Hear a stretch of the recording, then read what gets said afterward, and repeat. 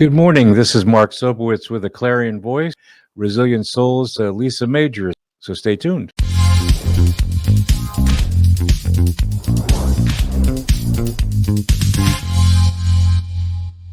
I just want to thank our sponsor, Cherry Bomb. So I've been taking Cherry Bomb for the last couple of months, and it's certainly helped to sustain my energy and be able to keep me clear throughout the day.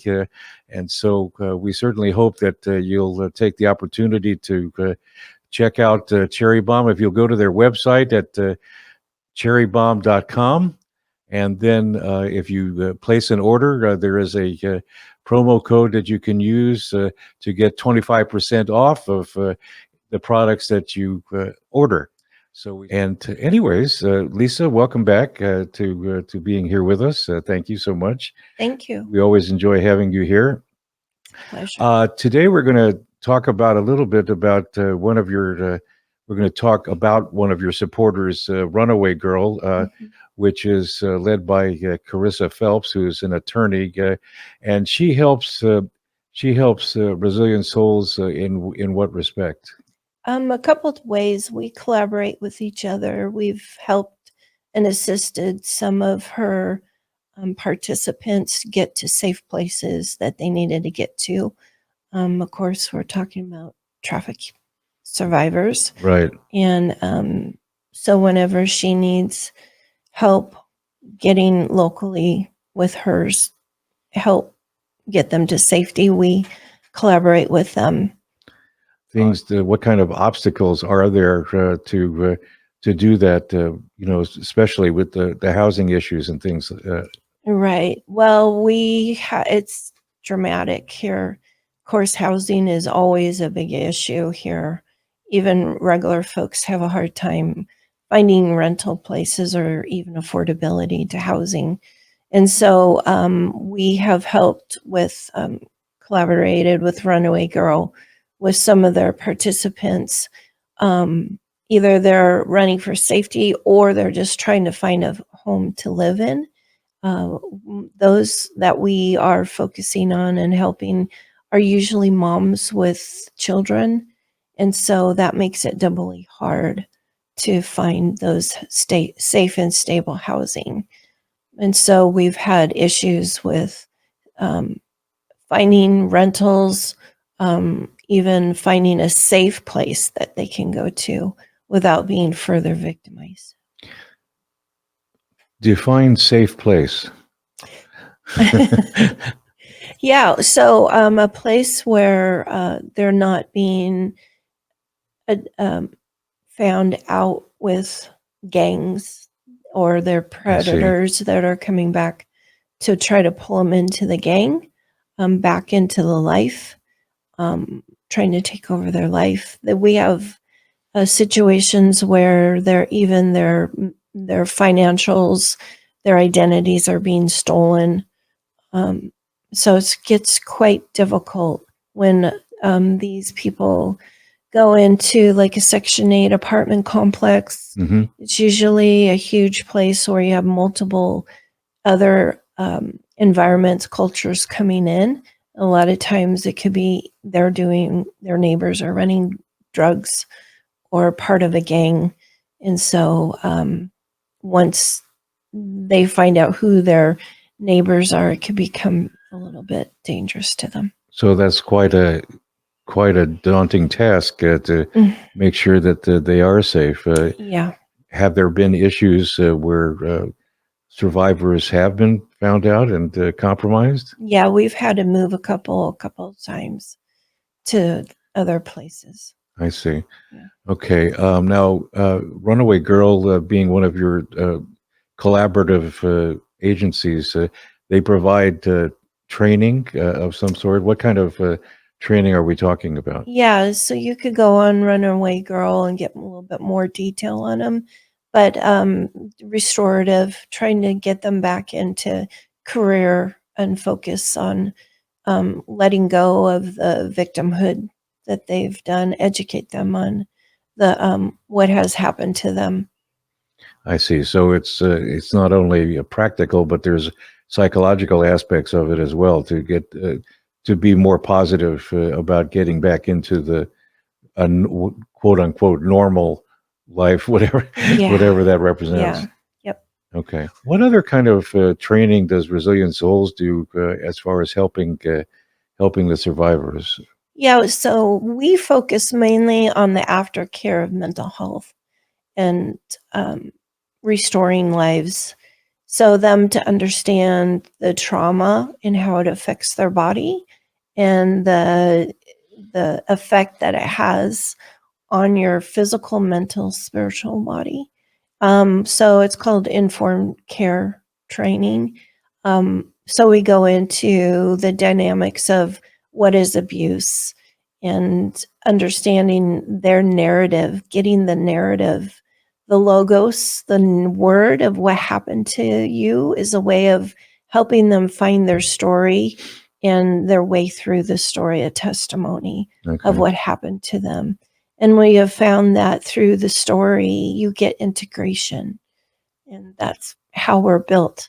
Okay. We bring a lot of neuroscience study into what we do and teach a lot of grounding techniques and emotional regulation and build really a supportive group around them that they can get experiences that can be positive and healing and foster them into the next step of their life. Okay. It really is forming a community that is safe around them. So we also do a leadership program for them. So they step into leadership role, finding out what they want to do, come alongside them if they want to advance their education.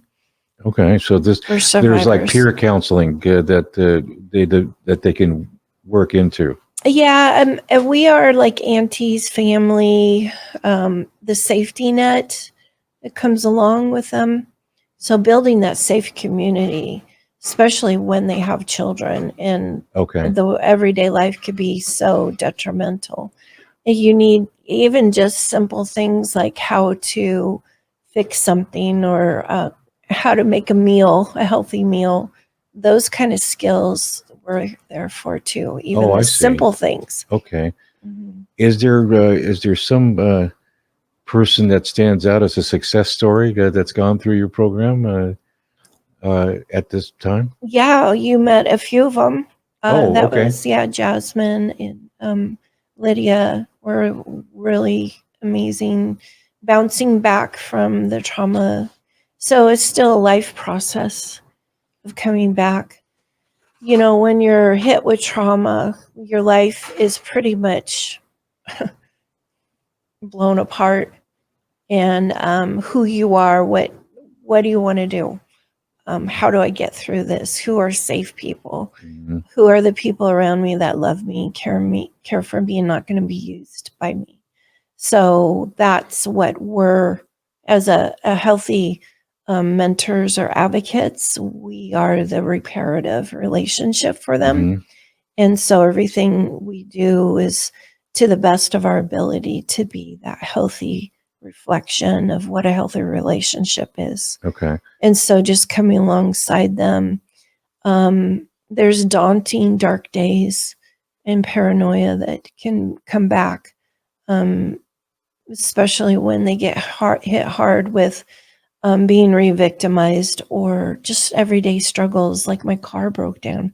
How am I going to get my child to school? Or health issues that come up in everyday life and where their family wasn't there to support them. So what is the effect on the children? What have you observed? What kind of an effect has this on the children? Yeah, it's huge. Epigenetics and the DNA does pick up a marker of trauma. We now know that the trauma is passed on through genetics. It doesn't change the DNA, but it puts a mark on the DNA. We've known that through Holocaust survivors and their children. Okay. Family patterns too of victimization and how they handle stress. And I too came from my own history of victimization through generations. Okay. And so my goal for my own healing path was how to break that. how to change that for my kids. Every niece and nephew and family member in my family has been some form of victimization. I see. And my goal is to have my kids and my grandkids to be set free from that. So that's the goal mainly of all victims, is that they don't want to see this pattern to continue on with their children. And children are, when they're dealing with their parents or their main caregiver that's hit by trauma, that it could be reversed. They call it parentalizing, where the child starts taking on more responsibility of caring for the house or the mom or the caregiver that's hit so much by trauma, either by, just with depression, and the mother struggling deeply with that. So it's crucial. And the attachments, we talk about early childhood attachments, how important that is to hopefully get a healthy attachment there. And so we try to be the buffer in that and teach what that means for the mom, how to step into healing, and how best to care for their children in those situations. Is there something specifically geared towards the children, that Resilient Souls does? I mean, in addition Yeah. to what you do? Yeah, so we work with Mending the Soul and a couple universities, bringing in early childhood education and what it means for healthy attachments. Hmm. And through the stages of healing, the separation and integration and stepping into adulthood, we really believe that if we come around and stabilize the main caregiver, it filters down to the child. Okay. And Okay. but we do have tools and healing programs that also are geared towards young teenagers about trauma and what it means to work through that, how to address it, how to talk about it. And then we do have the vulnerable child program that Oh, okay. that a parent can do with a child. Okay, good. So that addresses the trauma, from the child's perspective, as far as Mhm. dealing with that. Yeah. Okay. Okay, very good. You have an upcoming program coming up in April, I believe. You mentioned Yeah, we talked earlier. we're going to do an outreach again, education and awareness. Hopefully a fundraiser involved with this and we're focusing on the domestic violence. A lot of survivors come out of trafficking as a victim of that, and they get involved with another relationship, and Mhm. the statistics are really high where they go and it turns into a domestic violent.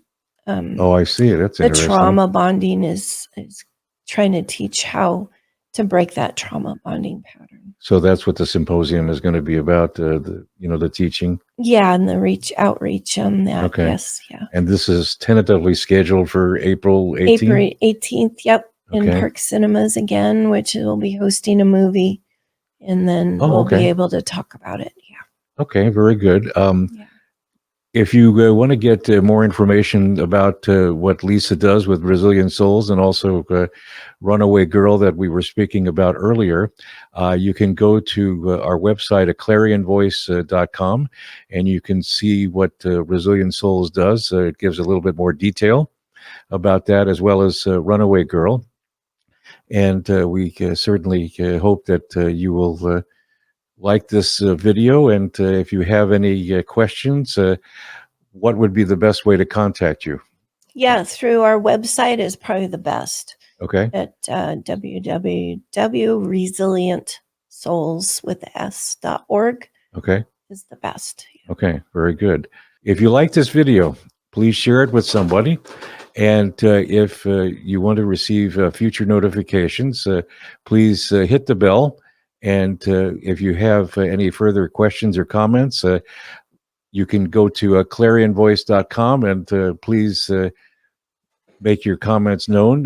You can make your comments known today on our YouTube channel as well.